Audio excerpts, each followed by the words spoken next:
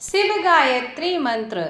इस मंत्र को प्रत्येक सोमवार के दिन करना या सुनना चाहिए। ऐसा करने से महादेव की कृपा बनी रहती है और जीवन के समस्त प्रकार के कष्ट और संकट दूर होते हैं। मंत्र इस प्रकार है। ओम तत्पुरुषाय विद्महे महादेवाय धीमहि तन्नो रुद्रः प्रचोदयात्। ओम तत्पुरुषाय विद्महे महादेवाय धीमहि तन्नो रुद्रः प्रचोदयात्। ओम तत्पुरुषाय विद्महे महादेवाय धीमहि तन्नो रुद्रः प्रचोदयात्। ओम तत्पुरुषाय विद्महे महादेवाय धीमहि तन्नो रुद्रः प्रचोदयात्।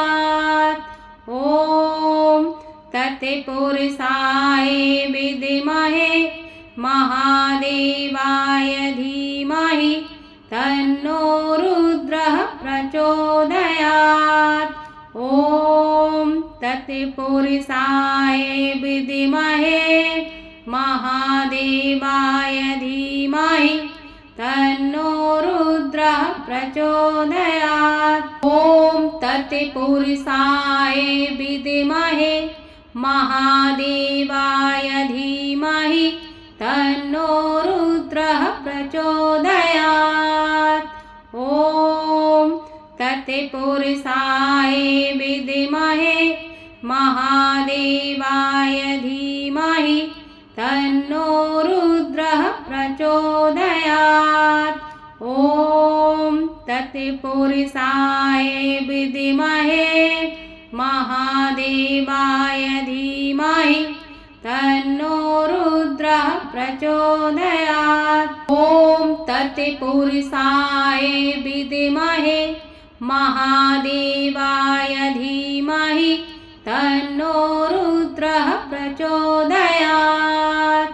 ओम तत्पुरुषाय विद्महे महादेवाय धीमहि तन्नो रुद्रः प्रचोदयात्। ओम तत्पुरुषाय विद्महे महादेवाय धीमहि तन्नो रुद्रः प्रचोदयात्। ओम तत्पुरुषाय विद्महे महादेवाय धीमहि तन्नो रुद्रः प्रचोदयात्। ओम तत्पुरुषाय विद्महे महादेवाय धीमहि तन्नो रुद्रः प्रचोदयात्। ओम तत्पुरुषाय विद्महे महादेवाय धीमहि तन्नो रुद्रः प्रचोदयात्। ओम तत्पुरुषाय विद्महे महादेवाय धीमहि तन्नो रुद्रः प्रचोदयात्। ओम तत्पुरुषाय विद्महे महादेवाय धीमहि तन्नो रुद्रः प्रचोदयात्। ओम तत्पुरुषाय विद्महे महादेवाय धीमहि तन्नो रुद्रः प्रचोदयात्। ओम तत्पुरुषाय विद्महे महादेवाय धीमहि तन्नो रुद्रः प्रचोदयात्। ओम तत्पुरुषाय विद्महे महादेवाय धीमहि तन्नो रुद्रः प्रचोदयात्। ओम तत्पुरुषाय विद्महे महादेवाय धीमहि तन्नो रुद्रः प्रचोदयात्। तत्पुरुषाय विद्महे महादेवाय धीमहि तन्नो रुद्रः प्रचोदयात्। ॐ तत्पुरुषाय विद्महे महादेवाय धीमहि तन्नो रुद्रः प्रचोदयात्।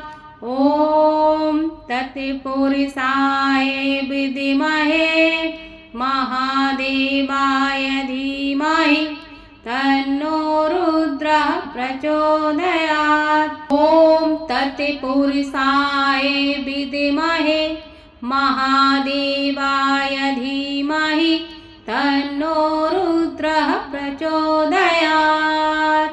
ॐ तत्पुरुषाय विद्महे महादेवाय धीमहि तन्नो रुद्रः प्रचोदयात्।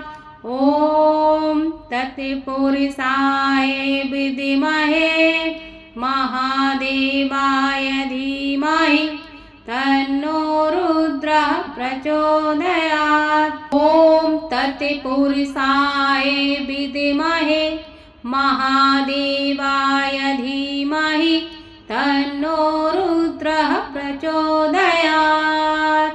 ॐ तत्पुरुषाय विद्महे महादेवाय धीमहि तन्नो रुद्रः प्रचोदयात्। ॐ तत्पुरुषाय विद्महे महादेवाय धीमहि तन्नो रुद्रः प्रचोदयात्। ॐ तत्पुरुषाय विद्महे महादेवाय धीमहि तन्नो रुद्रः प्रचोदयात्। ॐ तत्पुरुषाय विद्महे महादेवाय धीमहि तन्नो रुद्रः प्रचोदयात्। ॐ तत्पुरुषाय विद्महे महादेवाय धीमहि तन्नो रुद्रः प्रचोदयात्। ॐ तत्पुरुषाय विद्महे महादेवाय धीमहि तन्नो रुद्रः प्रचोदयात्। ॐ तत्पुरुषाय विद्महे महादेवाय धीमहि तन्नो रुद्रः प्रचोदयात्। ॐ तत्पुरुषाय विद्महे महादेवाय धीमहि तन्नो रुद्रः प्रचोदयात्। ॐ तत्पुरुषाय विद्महे महादेवाय धीमहि तन्नो रुद्रः प्रचोदयात्।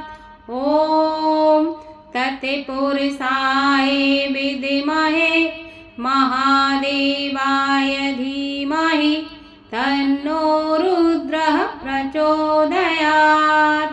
ॐ तत्पुरुषाय विद्महे महादेवाय धीमहि तन्नो रुद्रः प्रचोदयात्। ॐ तत्पुरुषाय विद्महे महादेवाय धीमहि तन्नो रुद्रः प्रचोदयात्। ॐ तत्पुरुषाय विद्महे महादेवाय धीमहि तन्नो रुद्रः प्रचोदयात्। ॐ तत्पुरुषाय विद्महे महादेवाय धीमहि तन्नो रुद्रः प्रचोदयात्। ॐ तत्पुरुषाय विद्महे महादेवाय धीमहि तन्नो रुद्रः प्रचोदयात्। ॐ तत्पुरुषाय विद्महे महादेवाय धीमहि तन्नो रुद्रः प्रचोदयात्। ॐ तत्पुरुषाय विद्महे महादेवाय धीमहि तन्नो रुद्रः प्रचोदयात्। ॐ तत्पुरुषाय विद्महे महादेवाय धीमहि तन्नो रुद्रः प्रचोदयात्। ॐ तत्पुरुषाय विद्महे महादेवाय धीमहि तन्नो रुद्रः प्रचोदयात्। ॐ तत्पुरुषाय विद्महे महादेवाय धीमहि तन्नो रुद्रः प्रचोदयात्। ॐ तत्पुरुषाय विद्महे महादेवाय धीमहि तन्नो रुद्रः प्रचोदयात्। ॐ तत्पुरुषाय विद्महे महादेवाय धीमहि तन्नो रुद्रः प्रचोदयात्। ॐ तत्पुरुषाय विद्महे महादेवाय धीमहि तन्नो रुद्रः प्रचोदयात्। ॐ तत्पुरुषाय विद्महे महादेवाय धीमहि तन्नो रुद्रः प्रचोदयात्।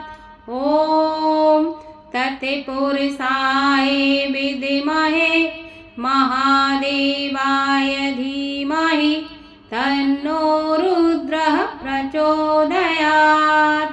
ॐ तत्पुरुषाय विद्महे महादेवाय धीमहि तन्नो रुद्रः प्रचोदयात्।